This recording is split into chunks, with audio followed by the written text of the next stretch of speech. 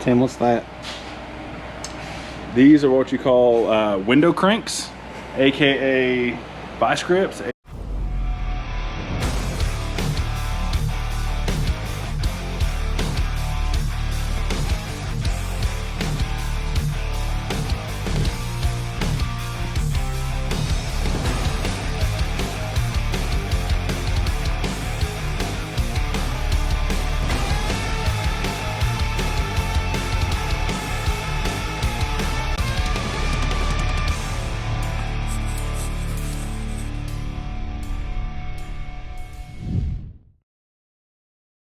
All right, people of YouTube land, we're back again.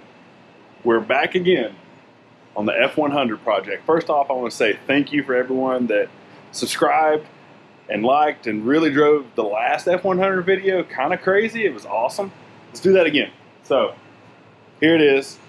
And I will say I was corrected by one of the subscribers that I said this was a 58 because that's what the guy that sold to me told me it was. I don't know, I just kind of took it for granted. He knew what he was talking about. You guys reached out, several of you actually, corrected me and said it's a 59. Double checked the VIN and y'all were right. So 59 F100 Crown Victoria swap we're working on here. And let me show you what today or / this weekend's project is going to be. I'm the worst about starting a project and forgetting to film because I'm new to this YouTube thing, but we're going to get better. Let me show you what we've done so far. In the last episode we got it on and got it mounted. We've done a little bit of sheet work since. Sheet metal work. All right, what we've done so far is obviously we cut all the floor out in the last video. We also cut a little bit of the toe board out because that was just too many holes and contours, and the old steering column went there and it had a huge hole. We just did away with that. We're gonna put a new piece there. But the cool part is I actually reused the Crown Victoria trans tunnel. And the reason being is it's for this transmission, so why not? And it was free, it's part of the budget. So put that in. Had to do a little pie cut to get the angles right. Had to do a little cut shorten there. Welded it all up, and she's tunneled and money. So now we're going to move on to the floor pans. Now they do sell floor pans for this, but you also got to think that this originally, remember here, it had a step. So the step came in like this, up and around, and curled to the front, right? So any floor pan you buy is only going to come to here because of the factory step. Well, because the frame rail can't have the step anymore. So we're going to make our own pan that's going to come out full width. We're going to basically delete the step and build us all new filler panels, and we're going to fix our quick release rocker there. I don't think this is what they mean by dragon rocker. So we're going to fix that too. I'll just show you my little way I like to do it. The best thing you can do with any project is be prepared. Isn't that right, Taylor? Yep. Be prepared. And I wasn't. So went to the dollar store 2 days ago to get some poster board, and this bright, horrendous thing is the only thing that had stock. Not that I have anything against pink, but it's so bright inside the truck it almost kind of like hurts your eyes when you're working on it. So I only had one sheet of it. So I was like, whatever, I'll go ahead and pick it up. And I'm glad I did because I went to another dollar store and all they had were these little things, not even full size sheets. I don't know. Should have prepared better. Should have went to maybe Walmart or something. But I've always had a good look at dollar stores. Whatever. So, poster board's your best friend. Good sharp pair of scissors, a Sharpie, and went by the local sheet metal house and picked this guy up. This is what they consider a half sheet of 18 gauge. Mild steel, so 18's the factory thickness for all the floor pans. I checked before I bought it. So this is, excuse me, 4 feet by 5 feet, and yeah, it should be plenty to do it. And if not, you know, it just goes back to me not being prepared enough. So yeah, we're going to start by getting our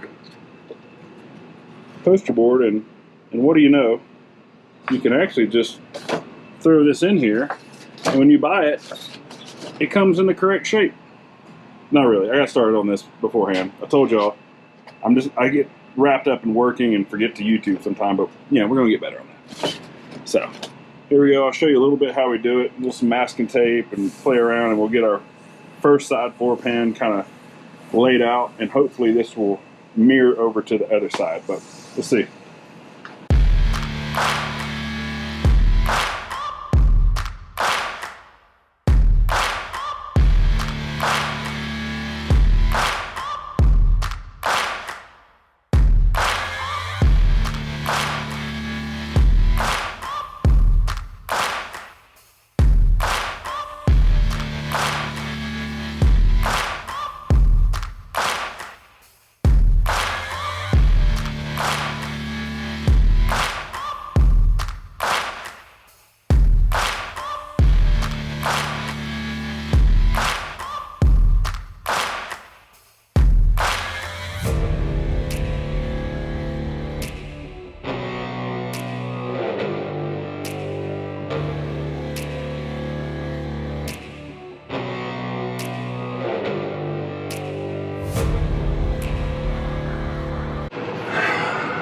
All right, got it cut out.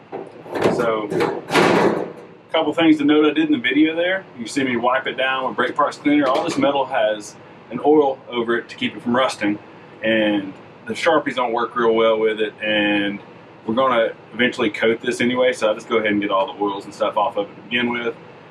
I cut these with electric shears. They work okay. There's some Harbor Freight units. There's probably better out there. So you can use anything, a die grinder, a 4.5 inch grinder with a cutoff wheel, nibblers, whatever. But that's just what I use. So set the panel in here. As you can see, the main panel fits pretty good. Now, also you've probably seen me split the template, just because it was going to be some odd cuts, and it's going to take up a lot of room on our sheet. So just split into two pieces now. It'll make it easier to work with, and also it's going to give us an overlap seam to make it even stronger right here on the edge, so that when we build our like kick down to the rocker panel, it'll just make it a little bit stronger. And it'll live somewhere in here. Something kind of sort of like that. I mean, for a rough mock-up, it's not too bad. So now it's just a matter of like going around all the edges, and we'll trim the sheet, we'll kind of dolly the tunnel a little bit to get it to meet pretty good. You want a pretty nice close gap so that any of the stitch welding you're doing doesn't have a lot of fill in it. It's just pretty much almost butted together. Butted together is perfect, but you know, we do what we can. And then across the back here and across this side and across the seam, this will all be plug welded. And the reason we do that is because it's way faster, way easier, and yeah, that's how the truck's put together anyway. If you look at any of these overlap panels, they're all plug welded. So if it was good enough in 1959, it's good enough in 2023. So that's how we're going to do it. Get these trimmed up, and then we'll show you how we're going to go in here and maybe and add some strength to it, make it a little cooler and a little stronger. So I'll show you that in a minute.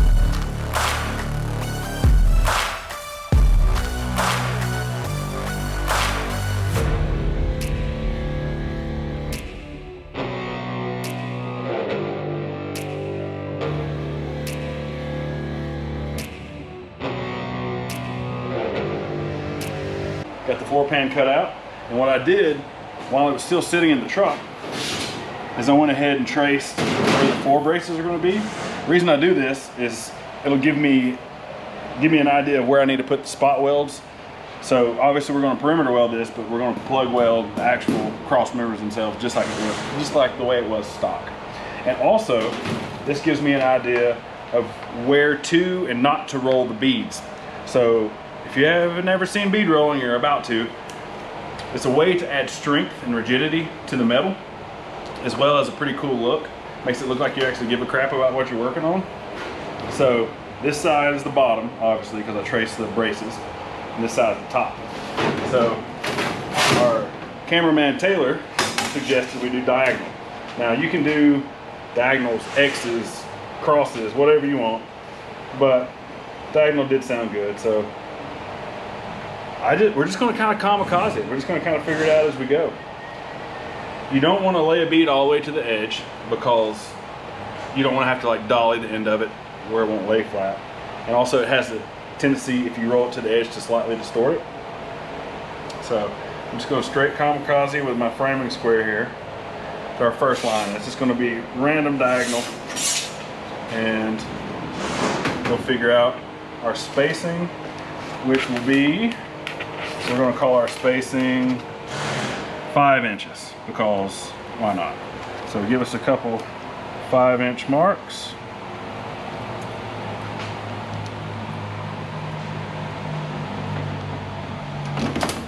And then you do the good old game of connect the dots.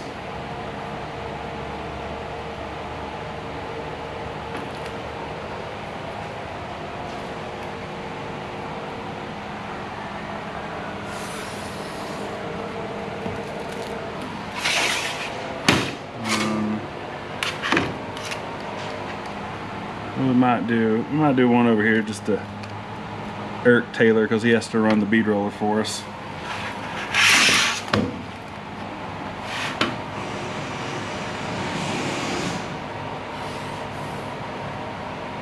But just keep in mind, whatever you do on this 4-pan, you also have to do on the other one. So don't put anything crazy elaborate on this side if you know you don't have the room on the opposite side. So like for instance, if you're doing a 4-pan that's half as big, you wouldn't go as crazy and you would almost try to kind of match what's over there. Roughly, more or less.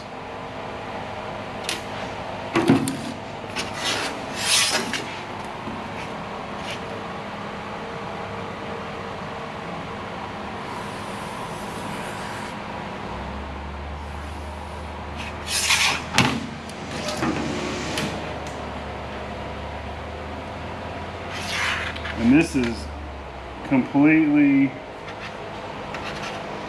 with the old eagle eye here. We're not getting crazy. If this was a much higher end build, then we'd probably plot this out, make it a little more elaborate, a little crazier, but this isn't that kind of truck. This is one of the, what we call the quick and dirty jobs.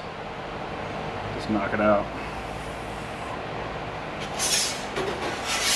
What do you think, Taylor? Should we put one here and do away with that one?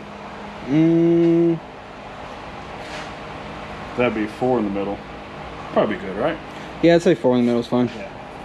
Oh, there we go. So now we get to go over to the bead roller. For those of you who've never seen it, this is a bead roller. This is what puts all the cool indentations and patterns in your factory 4-pan. Well, probably a much nicer version of this is what's in all the big hot rod shops. But this is just I think an Eastwood or maybe a Woodward basic entry-level thing. It's all we need for what we're doing around here. If you pan around here, Taylor, you can see the dies themselves. So you have what we would call the male die and then the female die, and they run together like that. So you put the metal in the middle, and it has a little tensioning bolt here that applies pressure to the top, and how much pressure you apply dictates how deep the bead is. Straightforward, super simple. Tim, what's that?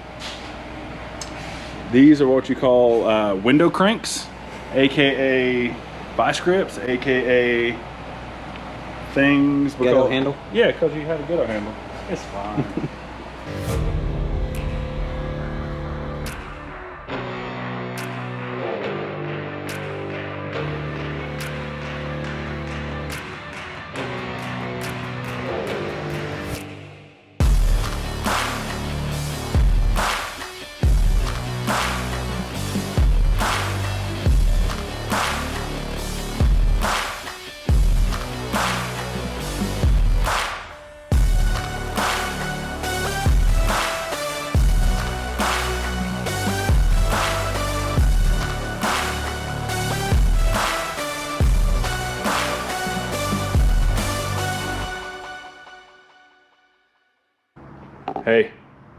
no sneak peeking here. Not before you like and subscribe. We're growing, we're having a lot of fun with this, and you guys are showing us a lot of support. So just take the 2 seconds, subscribe. It's worth it. We're having fun. We're helping a lot of people, answering a lot of questions. Comment, tell us what questions you have, what stuff you want to see, what we're doing wrong, what we could do better. Like, just take a second, tell your friends, and yeah, let's keep having fun with this thing. So we're getting close, almost time to weld. You see we got our beads rolled. We went through and made all of our plug weld holes to go from the sheet metal to our inner cap support. Double checking, triple checking everything. This one I messed up and I cut it just a little too short, so instead of plug welding this perimeter, we're going to be stitch welding. It's fine, that was my fault. Sometimes you just got to roll with it because I'm not cutting another sheet this big again. We need a recession. We ain't wasting the metal right here. So, in addition to that, you can see what we did is we coated this with copper weld-through primer. Usually I like to use either U-Pole brand or Sim, maybe. I think they make a copper weld. I haven't been able to get either one, so this is a new one. Okay, I'll show you which can it is, and I'll let you know whether it's any good or not. But this is to keep any kind of corrosion between the substrates, you know, like, because once we weld this to this, there's no coating any of this stuff, right? And if we put any kind of like 415 or chassis save or anything in here, then we can't weld to it. So this is made specifically to prevent corrosion and weld through. It's called weld through primer, so works great. We'll see how this particular brand works, but yeah, so now we just plop that where that goes. We got our little filler piece here. As you can see, it's coated as well. It'll go in that ballpark somewhere. We'll put you on a little time lapse and you can watch me sweat and struggle.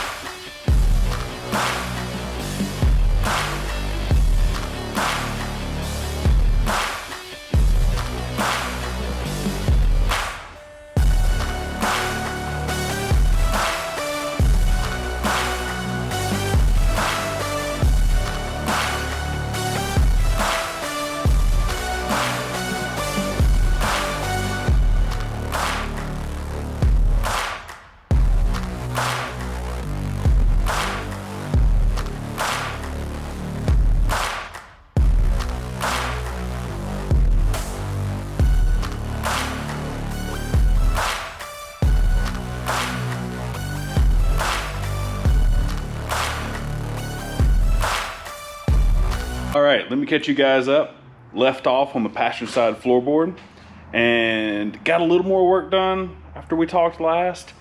And then I decided, for those of you that don't know, whatever you want to do task-wise, if you film it, it takes twice as long. So I decided to do a whole bunch of work and then just catch everyone up on what I did and how I did it, instead of watching me put down like 2,000 spot welds. You can just see the end product because there's only so much B-roll y'all can stand. So let me catch you up here.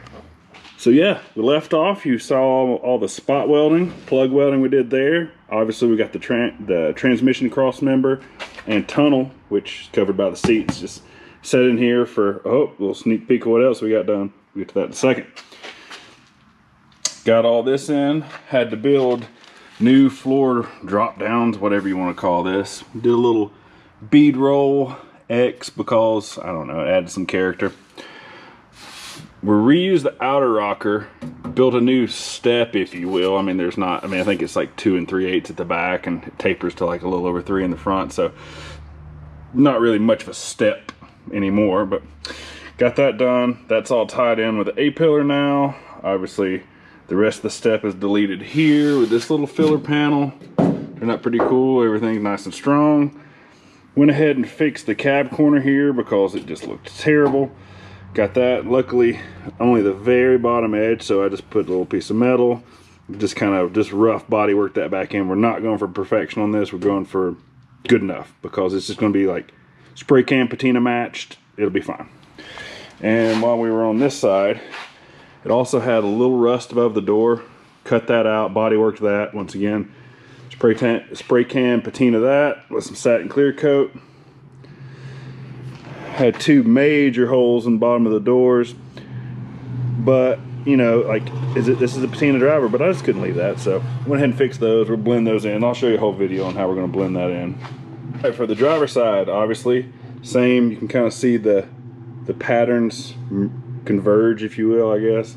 Got this pan done, step block off panel, floor with the X deal, turned out pretty neat.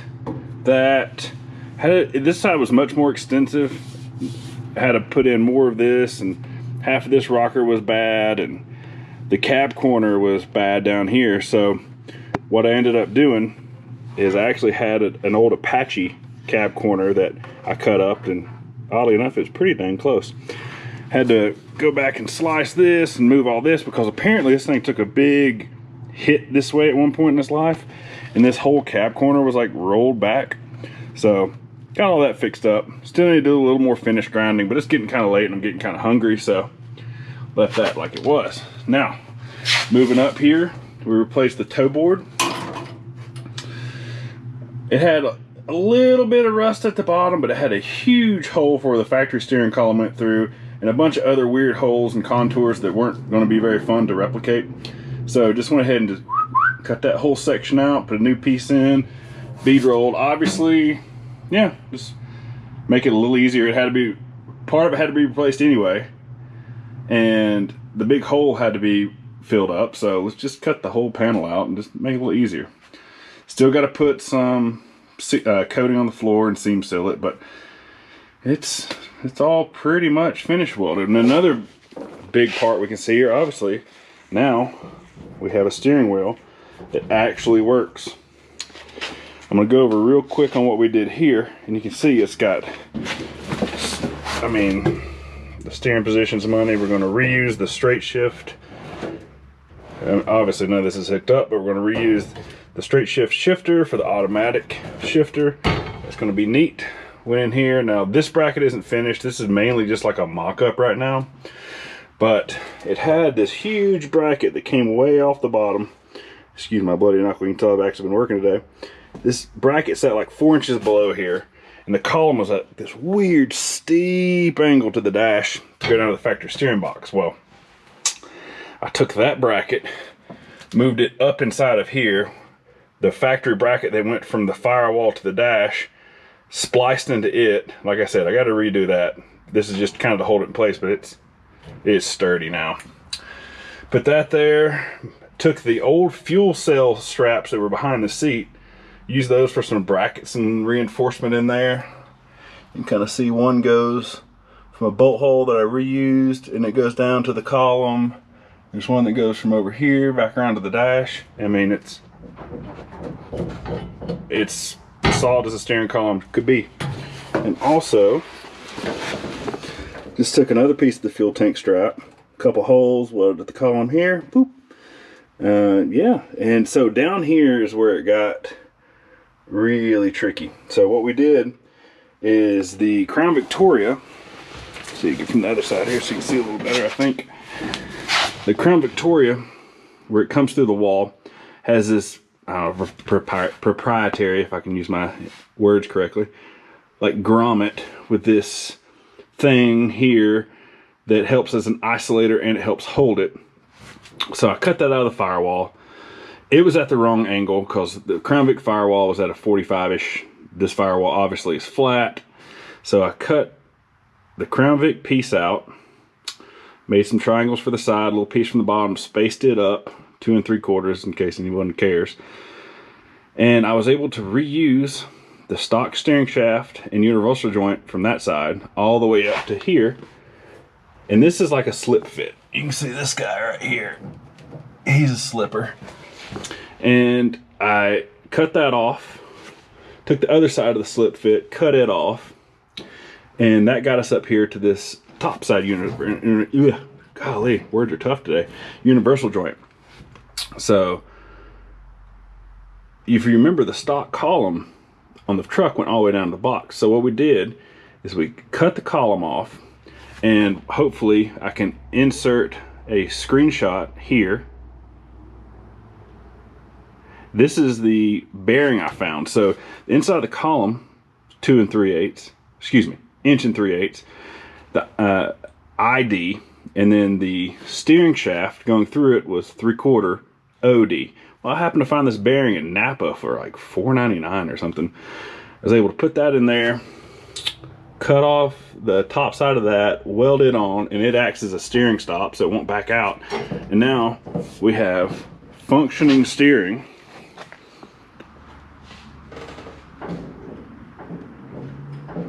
Functioning steering for like $4.99 and a bunch of work. Now don't let me make this sound oversimplified.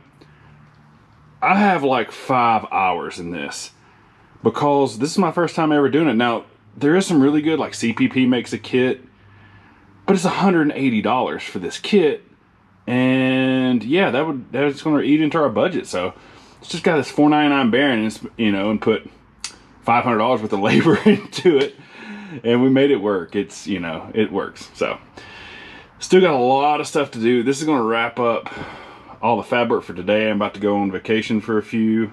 By the time this posts, I'll be back from vacation, and we're going to do some more work. We're going to get the pedals in, the brake system in, hook up the shifter. There'll be a whole nother video on all the braking stuff, getting the cluster to fit, getting the key switch. I think I got an idea how I'm going to make that work. It's going to be kind of neat. So yeah, appreciate you tuning in. We're making good progress. I would say this is realistically, let's call this about 5, let's call it 6 days of labor total, from rolling in a running Crown Victoria and a carcass of an F100 to what we have now. So like 3 weekends. You can have something that you can at least steer around your yard. Another weekend, and hopefully we'll have it where we can drive it around the yard. We'll see. So yeah, hey, thanks for tuning in. Like, subscribe, share if you haven't already. Till next time, we'll see you.